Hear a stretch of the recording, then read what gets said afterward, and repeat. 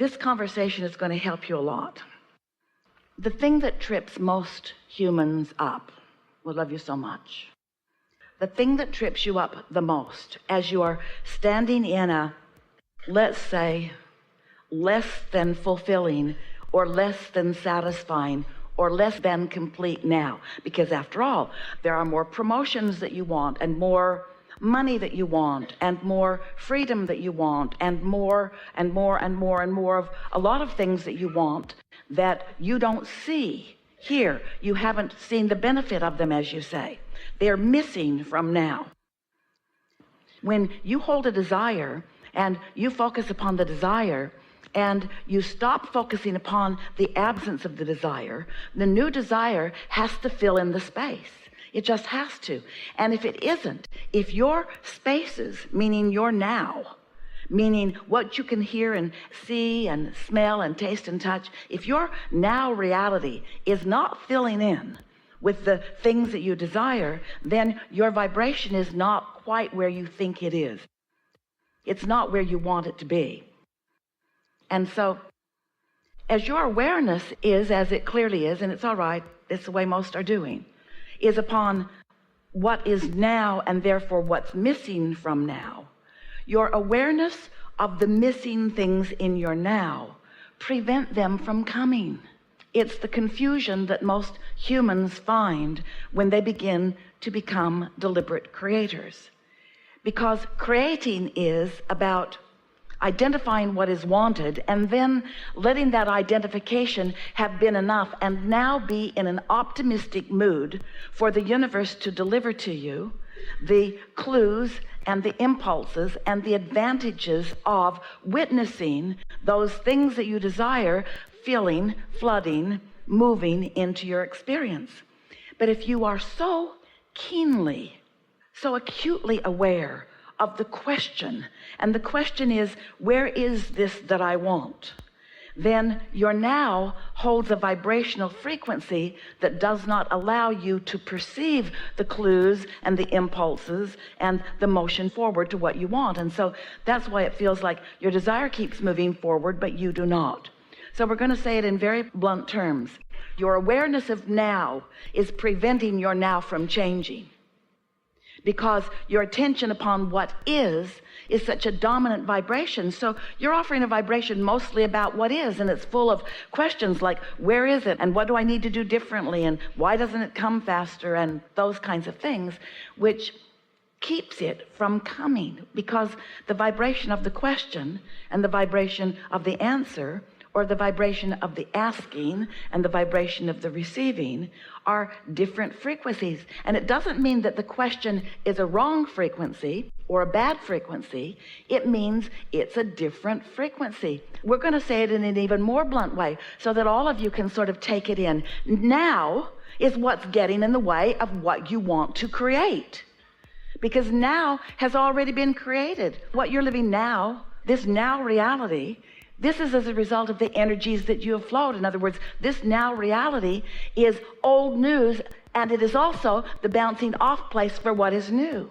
And so you've got to get more of your attention on the feeling of where you're going, and the feeling of expansion, and the feeling of the new, and the feeling of adventure. And you've got to get your attention off of the disappointment that now isn't more.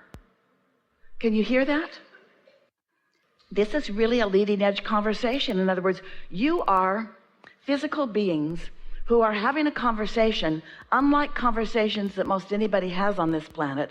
You're discovering how to mold your energy, your point of attraction, so that you can receive what you desire. This is deliberate creation at its best. And there are just no more blunt words that we can give to you, is that if you are keenly aware of what is in your reality, what is in your reality will keep becoming more of what is in your reality. And so if things are missing and you're focused upon what is, those missing things will continue to be what is, you see. So be a little less in your head and a little more in your emotions. Be a little more general and a little less specific. Be a little more allowing and a little less trying so hard, a lot less effort and more imagining and dreaming, but not imagining to create it. You see, step one already took care of it. Lots of step ones already took care of it, and it's all queued up and flowing to you, but you're missing the cues because you're so aware of what is. And we know why. We get it. You do too.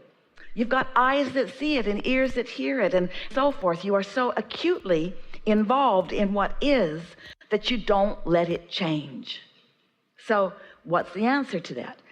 The answer is to become more lighthearted, more easy about things, less determined about making things happen, more aware that things have already been made happen and that now you are tuning into them so that you can witness the last unfolding of them. Do you know that the things that you're asking for have been created for a long time, and they are getting more and more and more and more ready for you? And so you've got to get more and more and more and more ready for them. And so let's let that more readiness that you are accomplishing be more emotional anticipation and less determination of making it happen.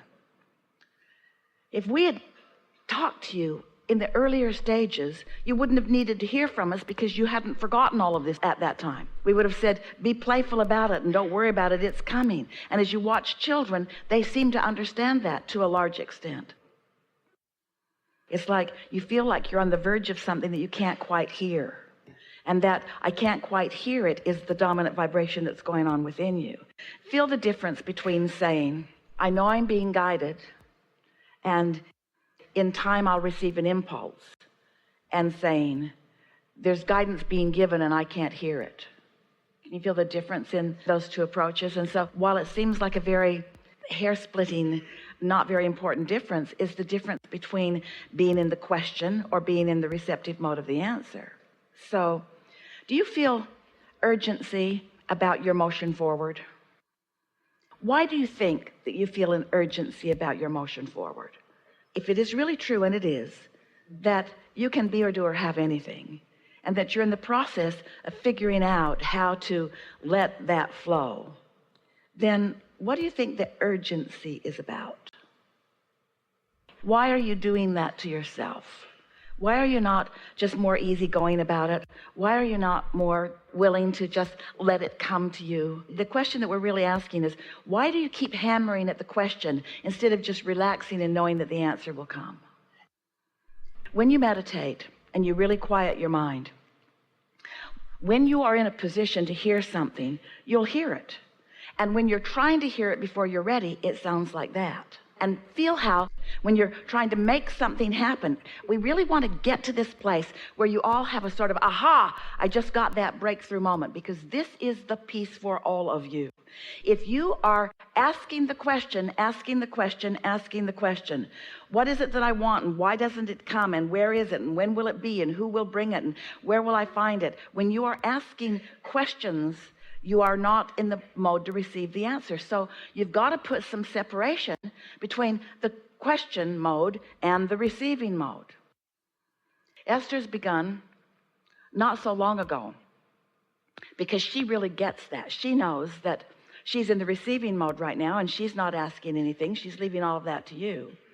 But in her own personal life experience, when a question occurs to her, she just writes it down. She's been writing down really what you would call ordinary things, like with this new employee that's coming on board as soon as we get back to San Antonio, what is the best utilization of his talent? Now that's a question that she's asking. Now if Esther, in the moment of asking that question, decides that she's going to figure out the answer, she's just going to mess it all up. Because she has that question and no answer, her question messes up the answer. Can you hear what we're getting at? What I don't know messes up my ability to know. So if I'm trying to make this the moment where I ask the question and hear the answer, what? The fact that I think I don't know the answer, and clearly she doesn't know the answer because that's why she's asking the question. So she could stay up all night every night. She could write pages and pages and pages of what will this person do, and come up with very few answers that will be satisfying to her, because she's not allowing the answers to come because she's still doing the questions. So, we're getting somewhere, aren't we? So humans You work like this. It doesn't work out very well for you, but this is the way most of you work. So you walk around in your physical bodies. It's a lovely thing that you do. And you ask a question and somebody else offers you an answer. You ask questions and you expect an answer. You ask a question and you expect an answer. It's the way you sort of dialogue with each other. And here's something that we really want you to take to heart just for a moment. A lot of people that are giving you a lot of answers don't really know the answers, but it's not stopping them from giving them to you anyway. So what happens is you get used to, you become accustomed to just talking about, here's my question, where's my answer? Here's my question, where's my answer? Here's my question, where's my answer? And we want you to understand that the answers are all queued up for you, but when you're asking the question, you can't receive the answer. You got to put separation between what you want to know and when you're ready to hear it. That's why sometimes answers come to you in your dream state. That's why sometimes they come to you when you're just coming out of meditation. You've got to put some distance between that question and answer. Now, how do you put distance between? We're talking about vibrational distance. Are you getting this? How do you put vibrational distance between your asking or your problem and your answer or your solution? How do you put some distance between it? Well, slumber puts distance between it. Changing the subjects puts distance between it. Meditation puts some distance between it. Making lists of positive aspects about things that are easy for you to write positive aspects about does. There are all kinds of things that you can do to get off the subject of that particular problem. And we're not asking you to get a lobotomy or to take some heavy dose of some drug. We're not asking you to put yourself in a comatose state. We're not asking you to relinquish your humanness or your now reality. We're just asking you to focus a little less. We're just asking you to focus a lot less on the problem and on the asking. If we could give you a chart or some sort of a graphic that would give you some sense of how well you've done in asking your questions, you would say to us, well, according to this graph that I'm looking at, I never need to speak that question again. And that is really what we want to present to you. You don't have to keep presenting the question, because the universe knows what your question is. Your vortex holds the answer. Your inner being knows the answer. Your inner being knows where you stand in relationship to the answer. Your inner being is giving you things all day, every day. And so the question we're asking you is, why aren't you receiving the answer? Because you're too balled up in the question. We want you to just give it a rest. Just give it a rest. You've asked the questions. You've done the due diligence. You've sifted through the contrast. You are worthy beyond our ability to express it to you. There's not one more thing that you need to do in order to get yourself right about this. But you do need to forget about it.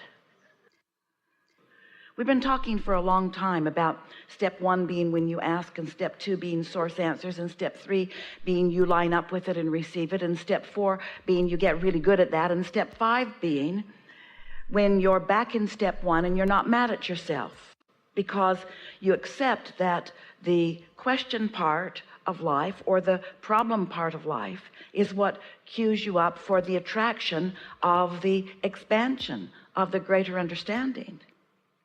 Are you hearing what we're getting at?